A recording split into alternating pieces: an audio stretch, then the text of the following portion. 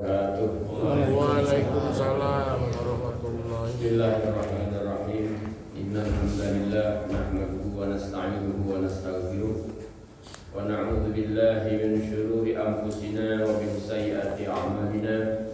May yahdihillahu fala mudilla lahu wa may yudlil fala hadiya lahu.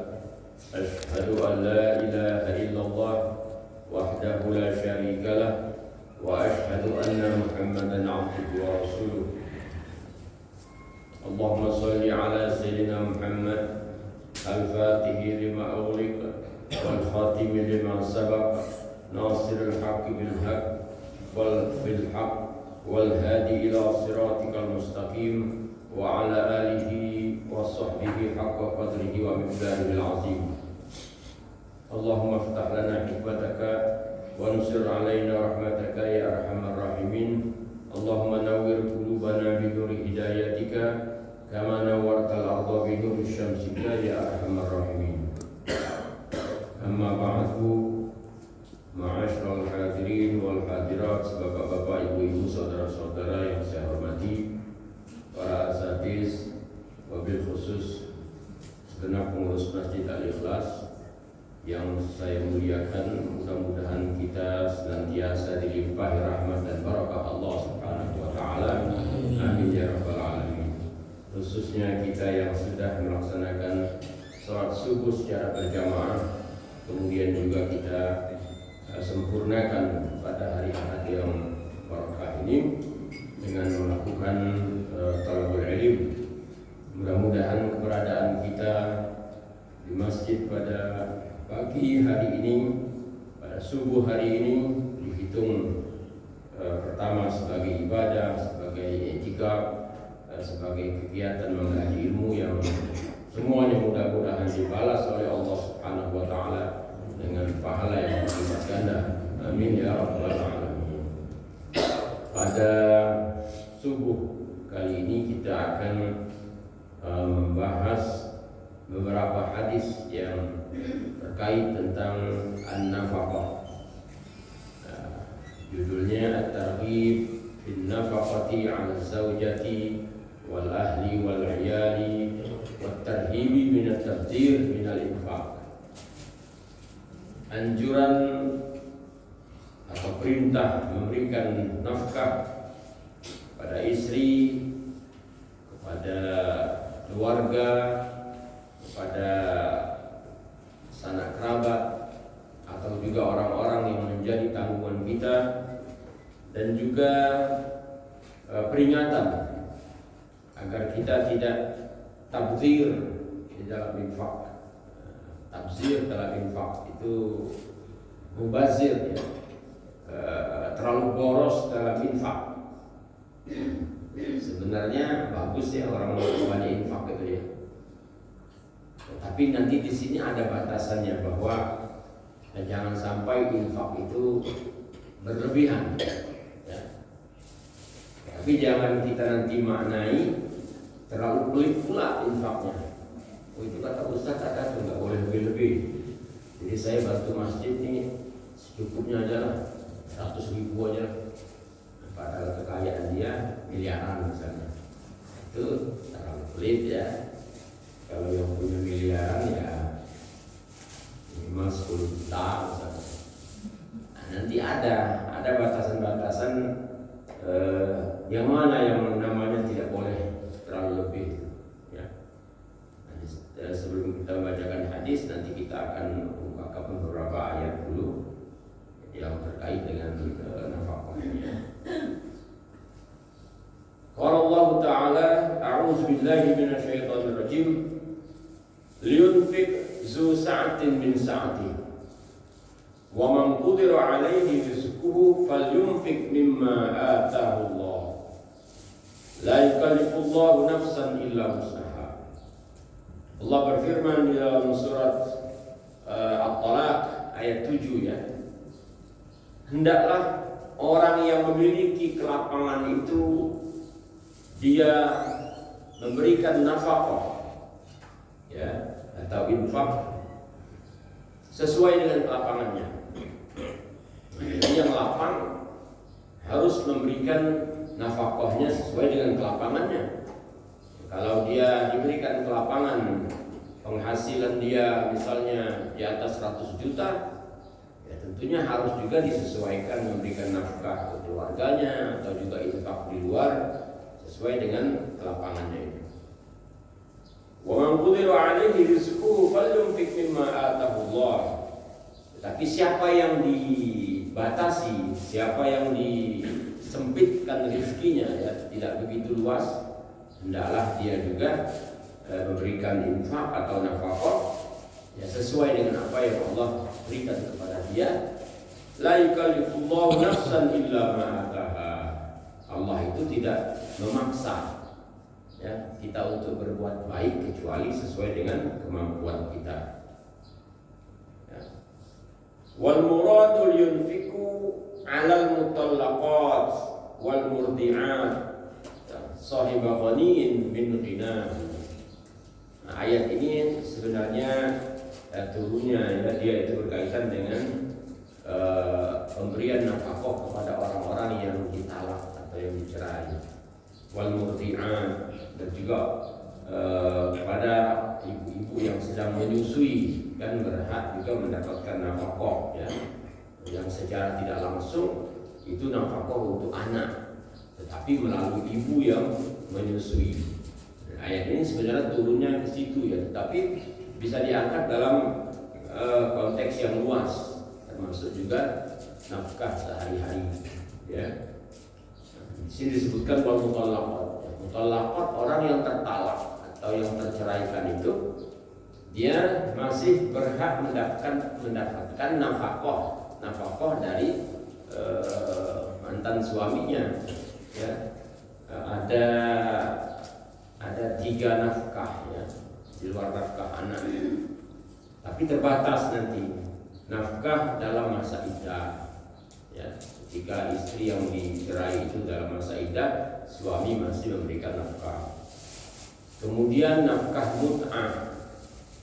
Nafkah mut'ah ini semacam pemberian yang menyenangkan hati mantan istri. Ya mut'ah itu ya senang ya, hiburan ya, kenangan ketuanya, kenangan. Kemudian nanti ada satu lagi di nafkah yang jarang disinggung ya, tetapi kalau mantan istri itu pinter atau punya keluarga pinter, punya pengacara pinter, bisa dituntut nafkah, namanya nafkah madiyah. Madiyah ini nafkah yang telah lalu tetapi belum dibayarkan suami. Misalnya ketika masa pernikahan suami itu tidak memberikan nafkah karena mungkin di PHK atau karena nganggur atau karena lupa atau apa ya. Ada mungkin 1 tahun tidak memberikan nafkah, tapi kebetulan istri ini bekerja misalnya ya, atau istri punya simpanan, perhiasan itu dijual semua, ada barang-barang dijual semua ya. Sampailah suatu saat terjadi suatu perceraian misalnya. Nah, maka istri itu bisa menuntut dalam 1 tahun itu suami saya tidak memberikan nafkah, tolong dibayar. Ya, misalnya dia per bulan yang ngasih istri 5 juta, kalikan saya 12. Nah, itu juga bisa dituntut. Itu namanya nafkah madiyah, nafkah yang lampau, yang belum terbayarkan. Ya. Jadi dalam Islam itu begitu sedemikian rupa diatur ya, supaya istri yang tertalak itu juga tetap mendapatkan hak-haknya. Kalau nafkah anak sudah wajib ya, cuma terkadang di antara mantan-mantan suami ini kadang-kadang ketika di pengadilan ya, dia mengatakan sanggup ya, tetapi setelah itu tidak dibayarkan. Dan kelemahan peraturan atau undang-undang kita itu nggak ada sanksi. Mantan suami sudah pindah ke luar kota, ke Kalimantan, ke Papua misalnya, dan nggak bisa dikejar lagi. Ada nggak sanksinya? Nggak ada ya. Nggak ada. Di pengadilan diputuskan seperti itu, tapi tidak ada yang mengikatnya. Ya, bahkan terkadang nggak usah ke nafkah istrinya, itu nafkah anaknya aja nggak dinafkahi lagi. Ya, sering ini terjadi yang seperti itu. Padahal nanti di akhirat nanti dia akan dituntut. Ya, karena itu kewajiban. Jadi urusan perceraian. Ya, fa imsakum bima'rufin aw tasrihum bi ihsan. Kalau kita mau bercerai itu, kalau seandainya masih bisa didamaikan ya kita tahan, ya usahakan tidak bercerai. Tetapi kalau kondisi menuntut, misalnya maslahatnya untuk bercerai dengan secara baik-baik,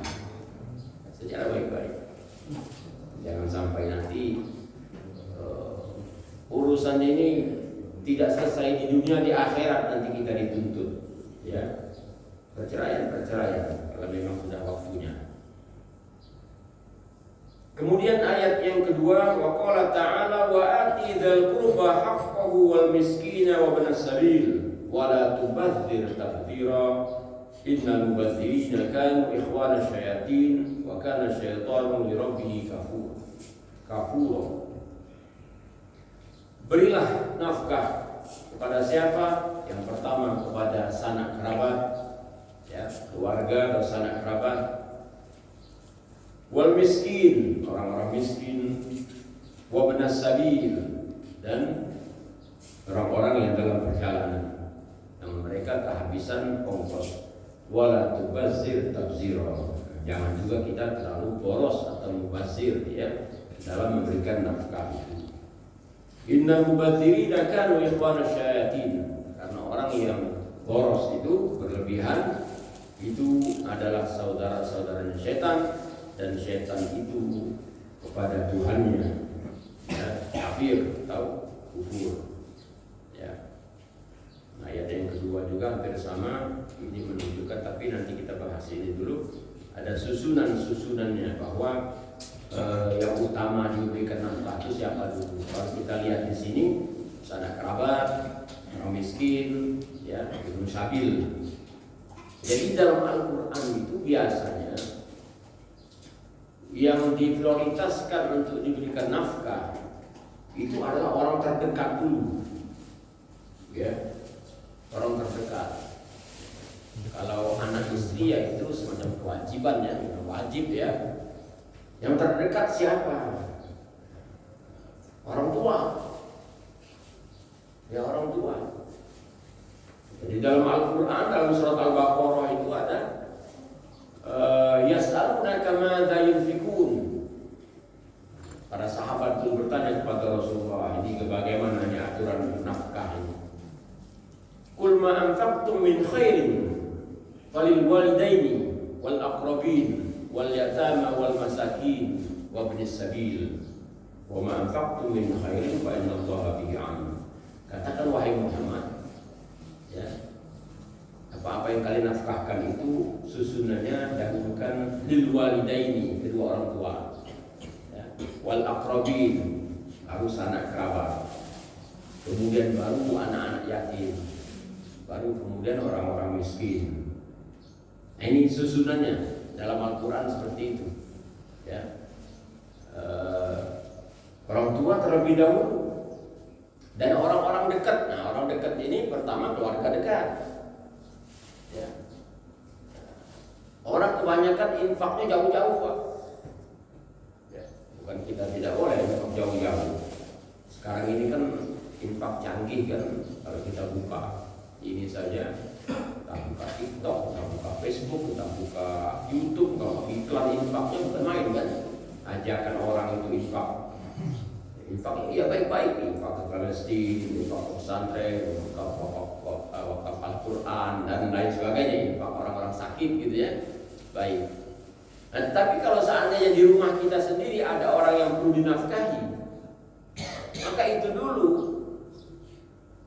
ya. Termasuk misalnya ada paman kita, bibi kita yang serba kekurangan, sepupu kita, ya, atau saudara jauh kita, itu dulu. Atau sanak kerabat sudah tercukupi, tetangga sebelah, ya. Jangan yang jauh-jauh itu kita infaknya kenceng jadi donatur di sana. Ya, ternyata tetangga kita tidak pernah kita sama sekali nyenggolnya untuk memberikan infak, padahal dia berhak untuk mendapatkan infak kita, nafkah kita. Ini yang kebanyakannya. Ada orang yang kaya ya, yang hampir setiap tahun mengumrohkan orang, menghajikan orang, tiap bulan mengumrohkan orang. Tetapi tetangga sanak kerabat juga ada model seperti itu.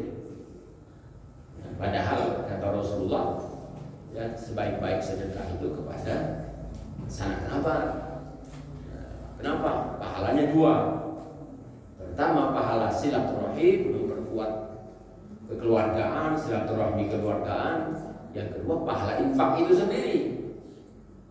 Pahala infak itu sendiri.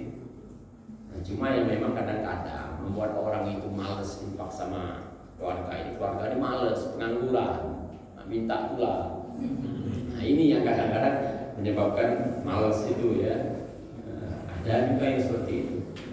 Tapi secara mendasar bahwa orang yang perlu kita prioritaskan untuk diberikan nafkah itu adalah keluarga yang terdekat ya. Wa qala ta'ala wa la taj'al yadaka maghlulatan ila unuqika wa la tabsutha kullal basti fataquda maluman mahsura. Jangan kalian menjadikan tangan kalian itu terbelenggu di lehermu. Seperti ini ya. Maksudnya itu enggak pernah mengasih tangannya. Kalau kita kan biasanya orang itu pelit, genggam ya. Genggam. Ini bukan genggam Pak, begini. Dia kayak mencekik ininya, lehernya. Harta itu dipeluk simpan betul, enggak keluar. Wala tabsutha kullal basti. Tetapi jangan juga terlalu menghamburkan. Ya. Fataquda malu mahsura, nanti kalian akan rugi. Rugi maksudnya harta yang ada itu disedekahkan semua habis. Sanak kerabat, anak istri susah. Nah, itu tidak boleh. Ya, tidak boleh. Ada lagi dalam surat Al-Furqan itu ketika menceritakan wa ibadur rahman, hamba-hamba Allah yang maha penyayang itu siapa? Alladzina yamshuna 'alal ardi haunan. Wa ibadur rahman alladzina yamshuna 'alal ardi hauna wa idza khatabahumul jahiluna qalu salama. Di antara hamba-hamba Allah yang Maha Pengasih itu adalah orang yang kalau dia berjalan di atas muka bumi itu dengan rendah hati, tidak sombong. Ya. Apabila ada orang-orang bodoh yang mengejeknya, yang mengolok-oloknya, maka dia akan menyikapinya dengan sopan santun. Ya, tidak dijawab. Ya ini orang bodoh, ngejek kita, ya diamin aja, nggak usah dibalas. Ya, kalau kita balas artinya kita sama dengan dia, sikapnya suka mengejek orang, diamkan aja. Ya, nah itu sikap ibadur rahman. Yang di ujung ayat itu nanti, alladzina yunfiquna lam yusrifu wa lam yaqturu. Nah, di antara tanda-tanda ibadur rahman itu kalau mereka infak lam yusrifu, tidak berlebihan, tidak terlalu boros. Walam yakturu, dan tidak juga terlalu pelit. Wa kana baina zalika qawama. Dia berada di antara tengah-tengah itu. Dia bersikap moderat. Ya. Nah, bersikap moderat. Nah, inilah ajaran Islam ya. Kenapa diajarkan demikian? Karena ini. Lain kalau orang itu misalnya dia sebatang kara, dia nggak punya anak istri, cucu, ponakan, sepupu, lain-lain nggak ada. Ya silakan nanti kalau dia mau berwasiat, semua mau meninggal berwasiat, ini semua untuk tetangga samping, ini semua untuk sana, ini semua untuk daerah sana. Saya mati nggak bawa apa-apa. Nah itu beda. Ya. Kenapa kita tidak boleh menginfakkan semua harta kita? Ini khusus bagi orang-orang yang masih punya keluarga, masih punya sanak kerabat.